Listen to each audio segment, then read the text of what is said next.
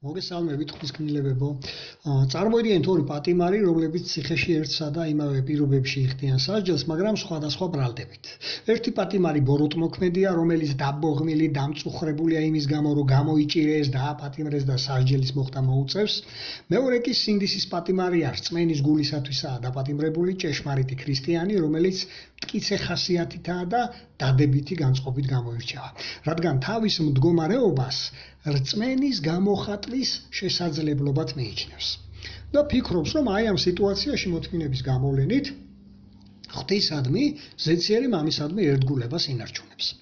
ზემოთ ნახსენებ ბოროტმოქმედზე ვერ ვიტყვით, რომ მოთმინების მაგალითს იძლევა. ამიტომაც მათ განწყობებში დიდი სხვაობაა. ერთი დაბოღმილი და დამწუხრებულია, მეორე კი დადებით განწყობაზეა და სიხარულს განიცდის იმ იმედზე ფიქრიც, რომელიც მას ელოდება.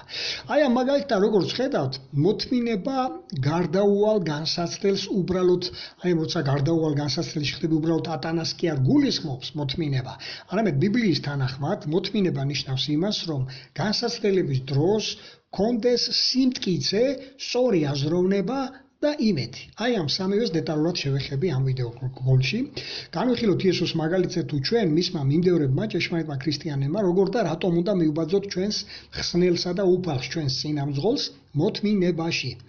ამის წინა გასულ რიგით 93 ვიდეო გოლში ვისაუბრეთ, როგორ უნდა მივბაძოთ იესოს თავმდაბლობაში, შემდგომ 94 ვიდეო გოლში ვისაუბრეთ, როგორ უნდა მივბაძოთ იესოს მორჩილებაში და როგორ შეგვიძლია საერთოდ მორჩილება ვისწავლოთ და ესენი თუ არ მოგისმენთ, ამიტომ შემოდით ჩემ პირადზე და მოისმენთ ეს ორივე ვიდეო, ხოლო აი ამ 95 ვიდეო გოლში, რასაც ახლა ისმენთ, ვისაუბრებ თუ რა დაეხმარა თვითონ იესოს, გაეძლო აი ამ ტანჯვა წამებისათვის და იმ საშინელი მტკივნეული სიკვდილისათვის და მან მართლაც მოთმინების საუკეთესო მაგალითი დაგვიტოვა და ამიტომაც მოგვიწოდებს ყველა მის მიმდევარს წმინდა წერილი თუ ნახავთ აგერ ებრაელთა მე-12 თავს, ეს გახლავთ თუ მთლიანი ბიბლია გაქვთ, ბოლოდან მეორე წიგნია, თუ ცალკე ახალი აღთქმა და ფსალმუნები გაქვთ, ბოლოდან მესამე წიგნი იქნება. მე-12 თავის მეორე მესამე მუხლები და წავიკითხავ. და დავაკვირდეთ ჩვენი რწმენის მეთაურს და გამასრულყოფილებელს იესოს, სიხარულისათვის, რომელიც მოელოდა. მან სირცხვილი არაფრად ჩააგდო და ბოძზე წამებას გაუძლო. შემდეგ კი ღვთის ტახტის მარჯვნივ დაჯდა. ამიტომ რომ არ დაიღალოთ და არ დაკარგოთ სულის სიმხნევე, დაფიქრდით მასზე, ვინც სიტყვიერი შეურაცხყოფა მოითმინა ცოდვილთაგან. მოდით ახლა უფრო მეტად დავფიქრდეთ, როგორც აგერ მოგვიწოდებს მეწრილები, დავუკვირდეთ იესოს აი ამ მოთმინების მაგალითს, რომ გავიგოთ რა დაეხმარა იესოს მოთმინების გამოვლენაში და ჩვენ როგორ მივბაძოთ მას. აქ ჩანს ეს ორი მთავარი ფაქტორი, რომელზეც ერთი მეორესთან არის ბმაში ეს ორივე ფაქტორი. პირველი ესაა, რომ თავისი ზეციერი მამის იეჰოვასადმი ნდობა, ანუ იეჰოვას ბოლომდე ენდობოდა ზეციერ მამას იესო და ეს დაეხმარა ეს სწორედ მოთმინებას ის აძლევდა ამ მხრივ და მეორე ეს იყო იმედი. იესო მომავალს იმედის თვალით უყურებდა. მან წინასწარ იცოდა თუ რა მოელოდა თავისი აი ამ მძიმე განსაცდელში ზეციერი მამისადმი ერთგულების შენარჩუნებით. სწორედ ეს აზრია აქ თუ აკვირდებით მეორე მუხლის მესამე ხაზზე. სიხარულისათვის, რომელიც მოელოდა. მან სირცხვილი არაფრად ჩააგდო და ბოძზე წამებას გაუძლო. რომელ სირცხვილზე აქ საუბარი? რომელსაც იესომ ყურადღება რო არ მიაქცია და არაფრად რო არ ჩააგდო. ეს რომ გაიგოთ გასული ამის წინა ვიდეო რგოლი უნდა მოისმენთ, როგორც გირჩიეთ 94 ვიდეო რგოლი, იქ ვისაუბრეთ თუ რა სასირცხვილო ბრალდებას უყენებდნენ იესოს, რაც რა თქმა უნდა იმ დროისათვის ეს სასირცხვილო იყო მით უმეტეს თავად მისთვის. მაგრამ მიუხედავად ამისა, იესომ არად ჩააგდო ეს სასირცხვილო ბრალდება იმის გამო, რაც მას წინ მოელოდა, რაც დიდ სიხარულის მომტანი იქნებოდა უკვე მისთვის მომავალში. და რა იყო ეს სიხარულის მიზეზი, რომელიც მას მოელოდა? იესომ წინასწარ იცოდა, რომ მისი და ჩვენი ზეციერი მამა, სიცოცხლის მომცემი იეჰოვა, მას არ მიატოვებდა სიკვდილის მდგომარეობაში. რადგან ეს მან ზეცაშივე იცოდა ეს საკითხი, სანამ დედამიწაზე იქნებოდა გამოგზავნილი და ამავე დროს იცოდა კარგად წმინდაწერილებიც, რომ იქ ნაწინასწარმეტყველები იყო, რომ ეს აუცილებლად უნდა მომხდარიყო და არ დატოვებდა მას ხრწნილებაში და აღადგენდა მკვდრეთით. და უბრალოდ კი არ აღადგენდა, აღდგენის მერე ზეცად აამაღლებდა და დაუბრუნებდა პირვანდელ მდგომარეობას ზეციურ სამყოფელში. თუმცა ამაზე მეტი მდგომარეობაც მიიღო შემდგომ იესომ. ეს აქვეც იკითხება აგერ მეორე მუხლის ბოლოში, რომ ღვთის ტახტის მარჯვნივ დაჯდაო. უნდა ეს აღინიშნოს, რომ ეს მდგომარეობა ღვთის ტახტის მარჯვნივ ჯდომა იესოს მანამდე ზეცაში არასოდეს ჰქონია. როგორც მხოლოდ შობილ ძეს. სანამ მიწაზე ადამიანად მოვიდოდა. ეს უზენაესი ღმერთის ტახტის მარჯვნივ დაჯდომა მისი მკვდრეთით აღდგომისა და ზეცად ამაღლების, ანუ გარკვეული დროის გასვლის მერე მოხდა, როცა მას უბოძეს მეფობა მთელ სამყაროში, როცა ზეციერმა მამამ მიანიჭა ეს მდგომარეობა და ეს ნამდვილად დიდი სიხარულის მოუტანდა თვითონ იესოს და ამიტომაც იესო აი ამ მძიმე წუთებში კონცენტრირებული იყო არა იმ ტანჯვაზე და ტკივილზე, რასაც ის იმ წუთას განიცდიდა, რა თქმა უნდა, ის სტკიოდა და აწუხებდა, მაგრამ უფრო მეტად კონცენტრირებული იყო აი ამ იმედზე, აი ამ სიხარულზე, საომავლოზე, რომელიც ავსებდა მას, სიხარულით, რომელიც მოელოდა მისი ზეციერი მამის ხრიდან, აი ამ ერთგულებისათვის. და ბოლომდე აი ამ მოთმინებისათვის ასაც ის იჩენდა. რატომ იყო იესო ასე ღრმად დარწმუნებული, რომ ეს სიხარული სიკვდილის მერე ნამდვილად მოეროდა მას და რომ ეს მისი იმედი არ გაუმტყუნდებოდა? იმიტომ რომ ის სრულიად, როგორც უკვე ვთქვით, ბოლომდე ენდობოდა ზეციერ მამას. იცოდა რომ ისი და ჩვენი ზეციერი მამა იეჰოვა უტყუარი ღმერთია. რაც კი უთქვამს, ყველაფერი დეტალურად ზედმიწევნით შესრულებულა, რაც კი წინასწარმეტყველებებში დაწერილა. აქვე მინდა გირჩიოთ თუ ჩვენ რისი იმედი გვაქვს, თუ ეს არ იცით, არ გსმენიათ, თუ საერთოდ რა არის ღვთის განზრახვა სამომავლოდ, ამის თაობაზე არგუმენტები თავად წმინდა წიგნიდან, ბიბლიიდან შემოდით ჩემს გვერდზე და მოისმინეთ რიგით 28-დან 38-ის ჩათვლით. აი ეს 10 ვიდეო რგოლი მოისმინეთ, რომ იცოდეთ რა გველოდება წინ ღმერთისადმი ერთგულების გამოვლენის ანაცვლოდ. ღმერთი ამას პირდება ყველა მის ერთგულ და რჩეულ ადამიანებს. და ვინც ქრისტეს მსგავსად ბოლომდის დარჩებით განსაცდელებში მომთმენები. ასე რომ იესოს არასოდეს ეპარებოდა ეჭვი ზეციერი მამის განზრახვებში და მის დანაპირებში და აი ამ იმედით ასაზრდოვებდა თავის გულს და გონებას. მაგრამ არის კიდევ ერთი მნიშვნელოვანი დეტალი. ეს არის იურიდიული ფორმა, იურიდიული დეტალი, რომ ეს რაც ეხება ნების თავისუფლებას უკვე, რომელშიც ღმერთი არ ერევა. არც ერთი თავის ქმნილებას იქნებიან ესენი ზეციური ანგელოზები თუ მიწიერი ადამიანები, ღმერთი არ ერევა არავის პირადულში, თუ კი ამას არ ვთხოვთ და არ მივცემთ ზეციერ მამას ამის უფლებას, რომ ჩვენს პირადში ჩაერიოს. ხო, ეს იმიტომაც ხდება, რომ ერთ-ერთი მისი განდგომილი სატანა ეშმაკი, რომელიც უამრავ ბრალდებებს უყენებდა და უყენებს ზეციერ მამას, კლავაც არ თქვას ასეთი რამე, ხო, რომ რატო ერევიო შენ მის ცხოვრებაში და რატო იცავ, მას არ უთხოვიაო შენთვის, არ მოუწიაო ამის უფლება, ხვდებით, ხო? ამიტომაც სწორედ ეს არის, რომ ჩვენ უნდა მივცეთ ზეციერ მამას ჩვენს ცხოვრებაში ჩარევის უფლება და იესომ სწორედ ამ ხრივად დაგვიტოვა მაგალითი. თუ მძიმე განსაცდელების დროს რატომაა გამუდმებული ლოცვა საჭირო. აგერ ვნახოთ ებრაელთა წერილი, კლავაც მეხუთე თავის მეშვიდე მუხლი. როგორც უკვე გითხარით, გასულ 84 ვიდეო რგოლში მე ვისაუბრე ამ კონტექსტზე, მერვე მეცხრე მუხლებზეც, ამიტომ იქ მოისმინეთ მისი ახსნები. ახლა დავაკვირდეთ მძიმე წუთებში, სიკვდილამდე, რამდენიმე საათით ადრე, როგორ იქცევა იესო. ის ლოცვით ესაუბრება ზეციერ მამას, ეს ხდება გეცემანის ბაღში და თუ ნახავთ ახლა სახარებებში, ხაზი აქვს იქ დასმული, რომ იესო ერთხელ კი არ ილოცა მხოლოდ, ერთხელ კი არ სთხოვა, არამედ გამუდმებით სამჯერ ილოცა, იქ სულ სამი შემთხვევაა მოხსენებული, რომ გავიდოდა ილოცებდა, მერე ისევ მოციქულებთან ბრუნდებოდა, ისევ გადიოდა ლოცულობდა, სამჯერ ილოცა აი ამ ერთსა და იგივე საკითხზე.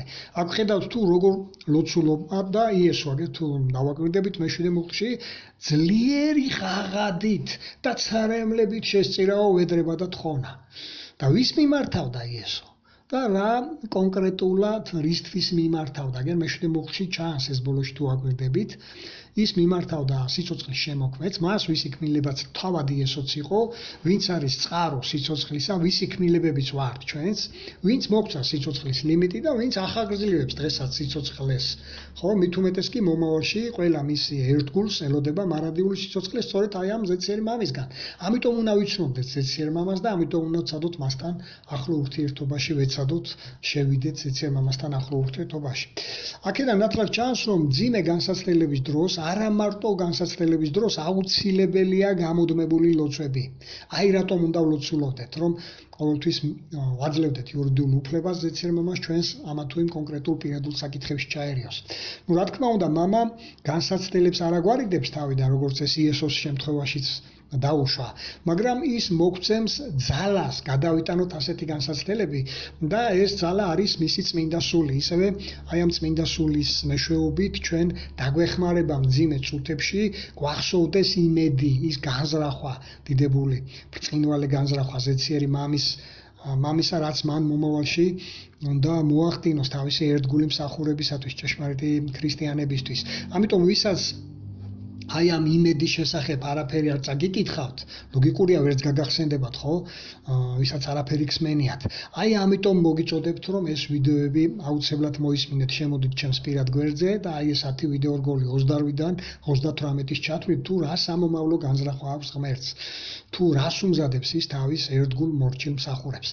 ხოლო თუ ჯერ არა გაქვთ პირადი ლოცვები ზეციერ მამასთან, როგორ ილოცოთ, რომ მან შეისმინოს თქვენი ლოცვები, ჩემ გვერდზე ესენიც მომზადებული მაქვს, შემოდით და მოისმინეთ 50-დან 57-ის ჩათვლით ვიდეო რგოლები. კვლავაც დაუბრუნდეთ ახლა აი ამ თვისებას, მოთმინებას, რომლის გარეშეც ვერ გადავრჩებით ვერავინ.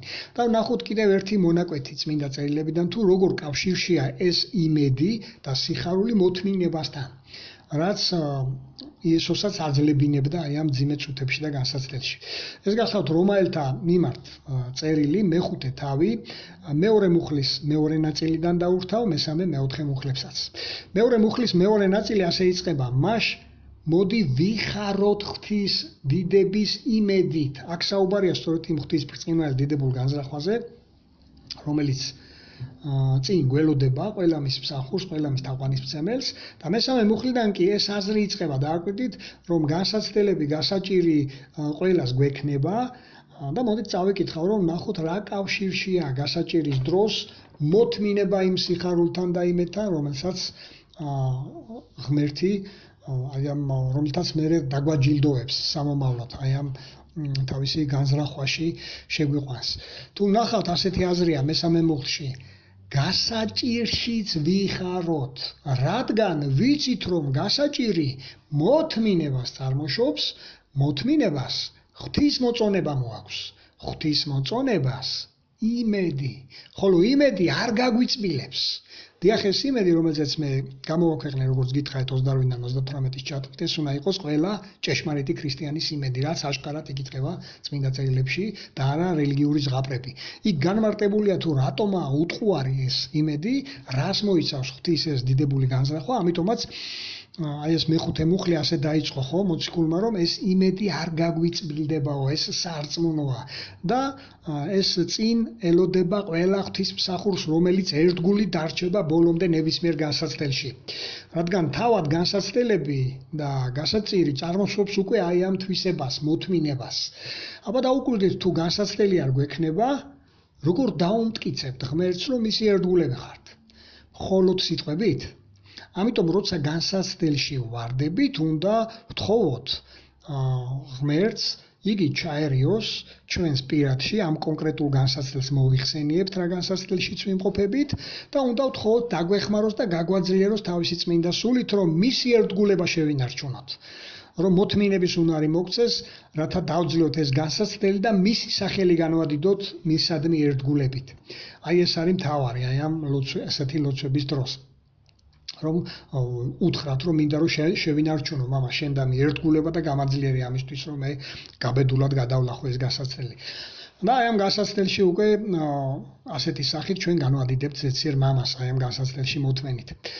მოთმინებას ღვთის მოწონება მოყვებაო, აგერ იკითხება, როგორც მეოთხე მუხლში აქ ნახსენები ეს აზრი, ასე რომ თუ ვაკვირდებით ყველა ეს თვისება ერთი მეორესთან უბრალოდ კავშირში კი არაა, ერთი მეორეზეა გადაჯაჭვული, როგორც მაგალითად ჯაჭვი მჭიდრო არის ხოლმე რგოლებით შეკრული და რაც მთლიანობაში ერთ ცეps ქმნის.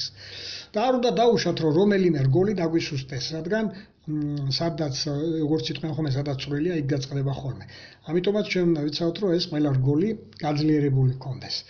და განსაცდელები, გასაჭირი ყოველთვის იქნება, მით უმეტეს ღვთის დიდი დღის დადგომის წინა პერიოდი, განსაკუთრებით მსოფლიო დიდი გასაჭირი რო დადგება, მე ამაზე ვისაუბრე გასულ ვიდეო რგოლებში, მაგრამ თუ რწმენით შევხვდებით, მომავლის იმედზე იქნებით კონცენტრირებული, სიხარულს არ დავკარგავთ. რაც იესოსაც ჰქონდა, აგერ ჩვენ ნახეთ ხო იმ სიხარულისთვისო.